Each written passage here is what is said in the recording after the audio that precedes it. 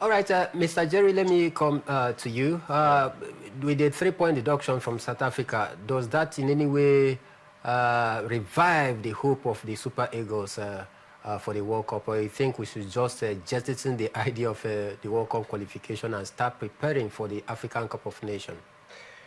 If you talk about jettisoning, that means we shouldn't play. No, that will result in much more equivalent punishment by CAF and also FIFA. When you look at the 3-point knockout of South Africa, we stand little chance, but it's very, very slim, because now we're not start punching our calculators on who's going to lose, who's going to win, who's going to draw. So at this point in time, we should just get up, go into the match, and also give in our best to make sure that we get the 3 points. Even though we're not going to qualify, but it sends a very big signal that we are getting ready for the CAF competition coming up later this year. And going into that competition, we don't just want to crash out in the group stage. We want to get to the final just like the other time and also win it. Because the last time we got to the final and we were not able to win it. So we should give all our best to this one, because every game matters for the Super Eagles, irrespective of the fact that we may not qualify for the World Cup come next year, but we should give in our best, make sure that we play good football, and also try to get the ball at the back of the net. That's very, very important for the Super Eagles at this moment. Mr. Charles, out of the 23-man squad as released by Eric Chell, it is only 2 of those 23 players that have tested a World Cup football. That is the likes of Truce Ekong and, of course, Wilfred Ndidi. The rest of the players, none of them have gone to the World Cup, and some of them, they are age 27, 28, passing their prime. The next World Cup will be 4 years' time. And if you are 27 right now, getting to 28, 4 years' time, you are going to 30-something. Does that give the players extra motivation to fight hard and see how to win these 2 remaining games? And hopefully, South Africa drops points.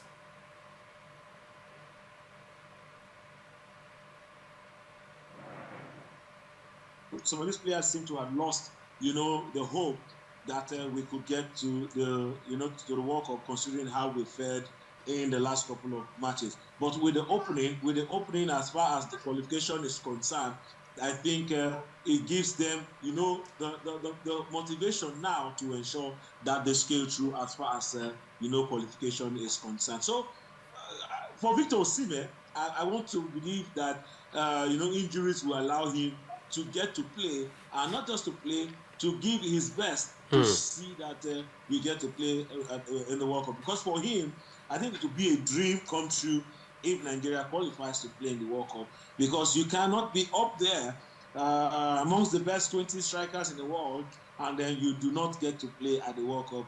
Definitely, he will not want to be another George Opongwe who grew up to become, world best, in the Ballon d'Or, Africa's best, but they did not get to taste, World Cup football.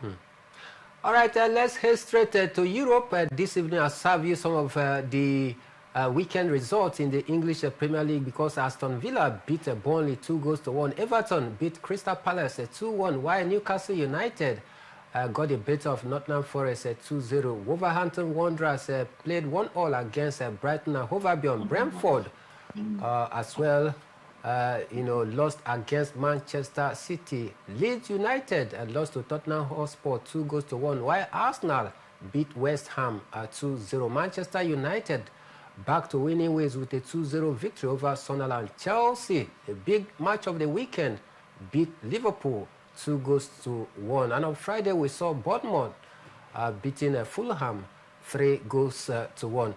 Mr. Charles, the blockbuster game in the English Premier League over the weekend was the clash between Chelsea Football Club and Liverpool at the Stamford Bridge. You saw how the game panned out. Nobody expected Chelsea to pull that, will I call it surprise, going by their recent drop in form. Were you surprised the way they actually controlled the tempo of the game and how they fought gallantly to get that 3 points? Every Arsenal fan was a Chelsea supporter of the night. Sure. That was just the mix in that particular encounter. For me, I'm an Arsenal faithful, and I was a Chelsea supporter up till the very last minute where that goal was scored to ensure that you drop points. I was not surprised. Liverpool also had been, they've been struggling a bit. They have only Ishak in front of them. The other player, got that red card that I think have affected part of his wages, having celebrated and getting that card. And they have not been able to, do it. For Virgil van Dijk, he has not been as his best, behind. And so for now, I think Chelsea, they knew they had to get a point in that particular game. For Caicedo, what the goal he scored, it was a brilliant, shot from outside the 18-yard box. The Liverpool defenders will have to look at themselves again.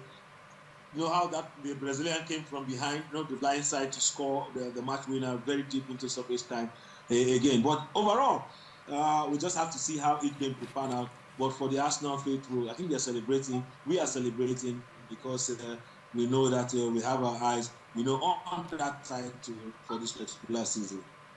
Still talking about, the Chelsea game, one angle of that game that still remained a talking point was the red card given to Enzo Maresca after he went to celebrate with the players and the home supporters.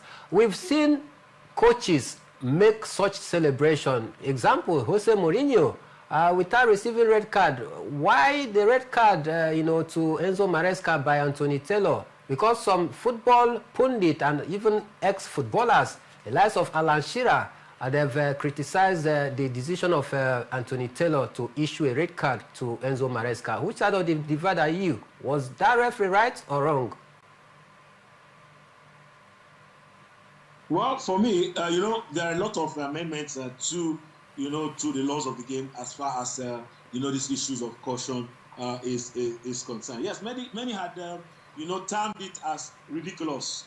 Jamie Carragher, just a few hours ago, also joined his voice to that particular issue, tagging it as ridiculous. But I think, for Maresca's, it has to do with some of these issues of where did you get to go to celebrate? Would you consider that to be on sportsmanship conduct? You would have considered that also to be very provocative. For you to have sprinted down to the touchline. In that kind of celebration. It kind of, steers, kind of, let them look as if you are mocking your opponent, and doing it in front of their fans, and they're getting all of that. So I think maybe if there was supposed to be an overview or overlooked, that would have been received. But again, the club have the opportunity to appeal against such decisions, and in the coming days, we'll see how that becomes. But for the Chelsea fans, I think it was fantastic. Their coach, just celebrating. But again, on the other side, it might have been too provocative, that could stir up some other issues that we'll have to look at. But again, those are Sardo's responsibility of interpreting the laws of the game have done their duties. We just have to wait and see how it pans out. Okay, we must not leave the English Premier League without talking about your second team, which is Arsenal, because Rivers United is your first team, Arsenal is your second team. Arsenal have gone on top of the league table right now. How far do you see them staying there? Or could this be the year for Mikel Arteta and Arsenal? I think the big question would be, how long can the Arsenal medical team keep their players fit? That should just be the biggest of concern, for Arteta and his team. For Gyökeres, 10 games, 3 goals he has scored. He has solved basically the problem Arsenal had for last season. We had to do with consistency in terms of the forward line. At one point, we had to play Marino as the false 9. There was no Jesus. At one point, we saw that particular position lacked personnel. But this season, he has done that. Another missing piece that he has found is in Zubimendi. Talking about that role that Partey, had to sit to play before. And I think he has also solved that issue of that central defense. Now, for Saliba and, of course, Gabriel, there is an alternative. In fact, we have brought in 2 players, the Ecuadorian and also the other French guy. So also that area has been covered. And for California, he knows he has to play at his level for him to bench the younger English boy on the back line, talking about the left back. So it's just see how it is. The big players are signing, wanting to stay. Just recently, we saw Saliba extend his contract. There's also the right back wanting to extend his contract. Odegaard knows that he has just few years remaining. You know, if he has to win anything, it has to be now. Declan Rice knows also that they have to stand up as the big players in the Arsenal team for now to get it. Already Saka has done his double. He knows he has hit his 100 mark. He knows also that now is the time for them to rake in, you know, the title. But for Mikel Arteta, he has no other excuse. He's been given the backing in terms of signing. The money has been splashed, and he knows he has no excuse but to win the English title. How long they will stay will depend on how long they are able to keep their players fit as the season continues. All right, we see one of the biggest results in the Spanish La Liga, Mr. Jerry, was the 4-1 bashing of Barca. Are you surprised with that result? Yeah, I'm not. It came as a shocker because we expected Barcelona to win. In the last 4 fixtures against Sevilla, Barcelona have actually grabbed the 3 points. In the last 4 fixtures. Yesterday made it 5, Sevilla stole the show. It's tied down to injuries, multiple injuries on the side of FC Barcelona. Fermin Lopez out, Lamine Yamal out, Rafinha out, Ter Stegen out. Call them. So, injuries has actually hit this Barcelona team, and they are actually suffering from that. Look at the game against PSG. There was no Lamine Yamal. There was a certain Lamine Yamal, but not fit. And after that game, he actually went on an injury going into Sevilla game. So, to an extent, I was shocked that the scoreline ended 4-1. And Sevilla actually stole the day. All right, Mr. Charles, before we leave, just a minute for you to wrap up. I mean, just use 1 minute because we are actually running out of time. Your final word before we leave.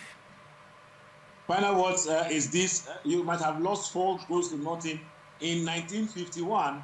It does not mean you are now invincible. You could still get to lose in 2025. That was just the story of Barcelona. So for my final words, your of course, viewer, you just have to stay strong. You have to be very hopeful. And for those that are looking for help, help is surely on the way. Help is surely on the way. I want to thank you for doing a great job.